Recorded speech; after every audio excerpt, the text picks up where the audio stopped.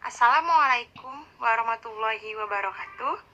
Perkenalkan, nama saya Andi Nurhuzena dengan NIM 8040180454. Di sini saya akan menjelaskan mengenai salah satu model dari tata kelola sistem informasi, yaitu Committee of Sponsoring Organizations of the Treatway Commissions, atau disingkat dengan COSO. Baiklah, di sini saya akan menjelaskan terlebih dahulu mengenai pengertian COSO. COSO merupakan singkatan dari Committee of Sponsoring Organizations of the Treatway Commissions, yaitu suatu inisiatif dari sektor swasta yang dibentuk pada tahun 1985. COSO merupakan model pengendalian internal yang banyak digunakan oleh auditor sebagai dasar untuk mengevaluasi dan mengembangkan pengendalian internal. Selanjutnya saya akan menjelaskan mengenai sejarah dibentuknya COSO. Baiklah, langsung saja. Sejarah perkembangan COSO terbagi ke dalam beberapa tahap. Mulai dari tahun 1970 munculnya isu korupsi di Amerika. Lalu tahun 1977 terbitlah Undang-Undang FCPA, dan pada tahun 1985 didirikan suatu komite, yaitu The Treatway Commissions, yang semakin lama berkembang menjadi COSO. Baiklah, di sini saya akan menjelaskan mengenai setiap tahap perkembangan COSO, mulai dari tahun 1970 hingga tahun 1985. Tahun 1970, isu korupsi di Amerika.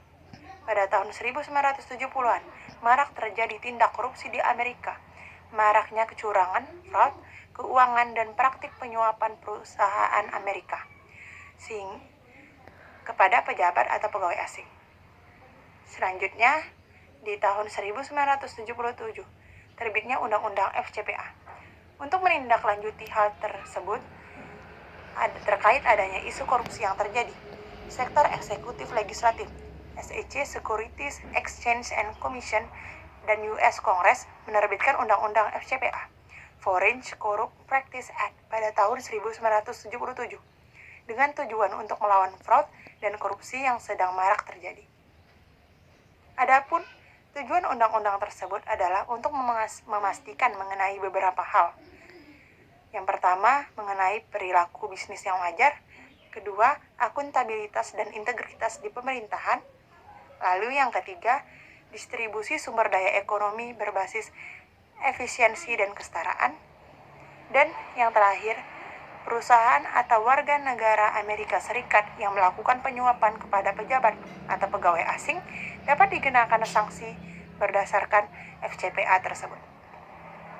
Selanjutnya, pada tahun 1985, The Treatway Commissions. Pada tahun 1985, sektor swasta yang disponsori oleh 5 asosiasi profesional, yaitu American Institute of CPAs yang disingkat dengan AICPA, American Accounting Associations disingkat dengan AAA, Financial Executive International yang disingkat dengan FEI, The Institute of Internal Auditors yang disingkat dengan IIA, dan yang terakhir The Institute of Management Accountants yang disingkat dengan IMA atau IMA. 5 asosiasi tersebut membentuk National Commissions on Fraudulent Financial Reporting atau dikenal dengan The Treatway Commissions. Selanjutnya, di tahun yang sama, 1985 terbentuk COSO.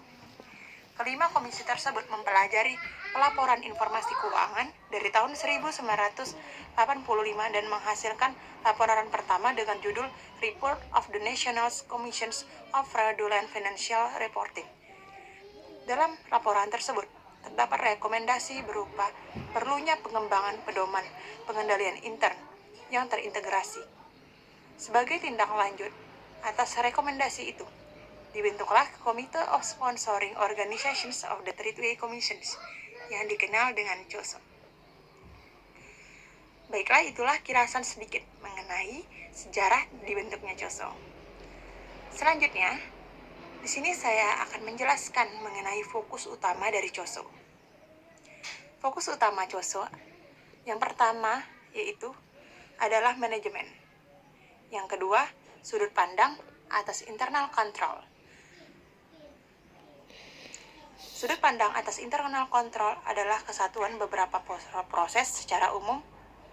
Ketiga, tujuan ingin dicapai adalah pengoperasian sistem yang efektif dan efisiensi, serta pelaporan-laporan keuangan yang andal.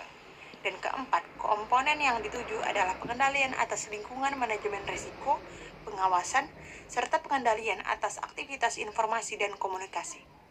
Lalu yang terakhir, pertanggungjawaban atas sistem pengendalian ditujukan kepada manajemen. Selanjutnya, saya akan menjelaskan mengenai tujuan pengendalian internal COSO. Sistem pengendalian internal merupakan suatu proses yang melibatkan Dewan Komisaris, manajemen, dan personil lain yang dirancang untuk memberikan keyakinan memadai tentang pencapaian 3 tujuan berikut ini. Yang pertama, efektivitas dan efisiensi operasi. Yang kedua, keandalan pelaporan keuangan. Lalu yang terakhir, kepatuhan terhadap hukum dan peraturan yang berlaku. Setelah membahas mengenai tujuan pengendalian internal COSO, saya akan menyebutkan apa saja komponen pengendalian COSO. COSO mengidentifikasi 5 komponen pengendalian internal yang akan membantu dalam mencapai sasaran kontrol internal. 5 komponen ini terdiri dari yang pertama, monitoring, yang kedua, informations and communications, yang ketiga, control activities, dan yang keempat, risk assessment, dan yang terakhir, control environment. Itulah 5 komponen mengenai pengendalian internal COSO. Selanjutnya, saya akan menjelaskan mengenai kelebihan dan kekurangan dari pengendalian internal menurut COSO. Saya akan menjelaskan mengenai kelebihannya terlebih dahulu.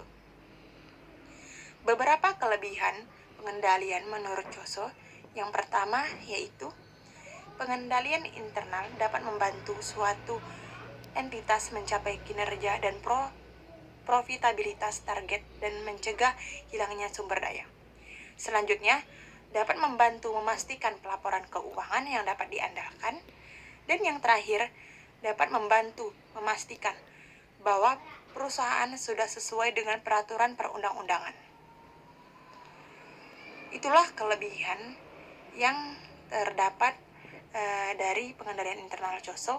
Selanjutnya, saya akan menjelaskan mengenai kekurangan pengendalian internal COSO. Di samping kelebihan yang dimiliki, pengendalian internal tidak dapat mengubah manajer inheren buruk menjadi baik, dan pergeseran kebijakan atau program pemerintah, tindakan pesaing atau kondisi ekonomi dapat melampaui kontrol manajemen. Kontrol internal tidak menjamin keberhasilan atau bahkan bertahan hidup. Baiklah, penjelasan mengenai kekurangan pengendalian internal COSO menjadi penutup dalam pembahasan mengenai COSO. Adapun kesimpulan dari pembahasan ini yaitu, COSO adalah suatu framework yang merupakan inisiatif dari sektor swasta yang dibentuk pada tahun 1985. Dan tujuan utamanya adalah untuk mengidentifikasi faktor-faktor yang menyebabkan penggelapan laporan keuangan dan membuat rekomendasi untuk mengurangi kejadian. Baiklah, demikian penjelasan dari saya mengenai Committee of Sponsoring Organizations of the Tradeway Commissions yang disebut dengan COSO. Mohon maaf apabila terdapat kesalahan.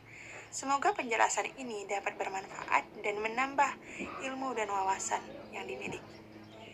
Terima kasih. Wassalamualaikum warahmatullahi wabarakatuh.